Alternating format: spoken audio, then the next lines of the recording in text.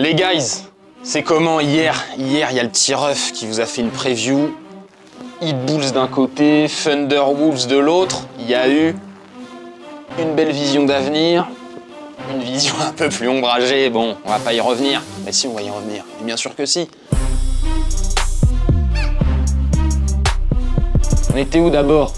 On était au Chiesa Center. Dans la fournaise de Miami. Qui c'est qui s'est imposé? Qui c'est qui s'est imposé? Je vous le demande. Et vous le savez déjà, puisque c'est marqué dans le titre. Le Heat a tabassé les Bulls. Et ça, c'est pas un titre outrageux. Parce que si. Parce qu'il n'y a pas eu tabassage du tout. C'était très serré. Chicago était même devant à genre 5-6 minutes de la fin de la rencontre. Mais comme depuis le début du match, il y a eu un Max Strus étincelant. Le gars, il termine à 31 pions. Il vous envoie 8 paniers longue distance. Il vient compenser un Bam Adebayo en demi-teinte, très mauvais du côté offensif du terrain, mais qui vient quand même prendre 17 rebonds et qui vient claquer un contre mémorable et très clutch en fin de rencontre sur Zach LaVine. Au final, Max Strus plus Jimmy Butler, ça fait le boulot. Ça envoie Chicago en vacances. Allez, un petit coup de vent pour retourner à la Windy City. Et Miami va se faire dévorer par les Bucks maintenant. Donc en vrai, c'était choisi un peu ton poison. Est-ce que tu vas aller te la couler douce sur les plages de Floride ou est-ce que tu vas aller te faire taffer pendant 4 matchs, pas plus, par un Grec, un gars Brook Lopez, un gars Bobby Portis, un gars Jrue Holiday? Bah, je vais pas vous faire tout l'effectif parce qu'il est beaucoup plus puissant que celui du Heat. Voilà, donc le Heat s'impose 102-91 face à Chicago. Et voilà, petite poussière dans l'œil. Petite poussière dans l'œil parce que c'est la fin d'une belle histoire. La fin du wagon Patrick Williams. Hier, il a été, mais bon, voilà, ridicule. Les gars, voilà, de quoi passer à un autre match avec un intérieur qui peut être ridicule, mais hier, il était plutôt sérieux. Vous savez de qui je parle?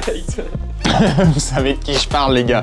Donc bref, Karl Anthony Towns en patron au Target Center devant ses fans, ils étaient en folie. Putain, pour une fois qu'il y avait du bruit à Minnesota, genre faut péter un boulon. 28 points, 11 rebonds pour le numéro 1 de la draft 2015.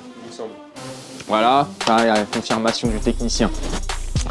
Rudy Gobert, 21 points, 10 rebonds. Mais qu'est-ce qui s'est passé? Mais qu'est-ce qui s'est passé, le poteau? On a même vu une descente du coude du Rudy sur Shai Gilgeous, histoire de dire, poteau, ici, t'es pas chez toi, ma gueule. Retourne en vacances, là, t'as ton géant de 2,20 m, la Chet Holmgren, qui est en train de récupérer doucement. Toi, c'est pas pour cette année. Moi, j'ai ton cousin, Nickel Alexander Walker, emmené en playoff. Donc, descente du coude, même un dribble dans le dos de la part de Gobzilla. Oh, Rudy. T'sais, on dirait il s'est transformé en Jamal Crawford. Moi, j'aime bien le surnommer la Tour Eiffel, parce que quand il défend, qu'est-ce qu'il fait? Il est tellement long et grand qu'en fait, ses aisselles se retrouvent dans le nez des attaquants. C'est pour ça qu'il dissuade autant, le Rudy. On n'avait pas pensé à celle-là, les gars. Donc bref, la Tour Eiffel de Saint-Quentin, 21 points, 10 rebonds. Puis derrière, Anthony Edwards, 19 points.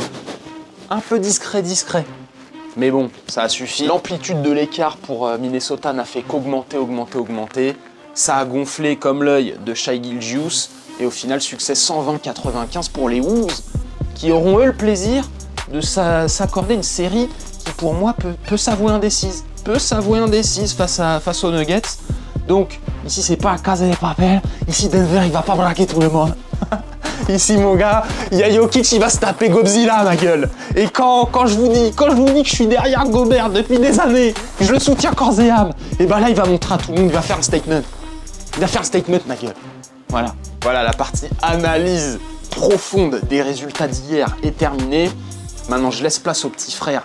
Pourquoi? Ben, tout simplement pour les pronos du soir. Parce que les gars, il y a des sous à se faire en écoutant ce prodige du... Putain, il a un nez, le bonhomme.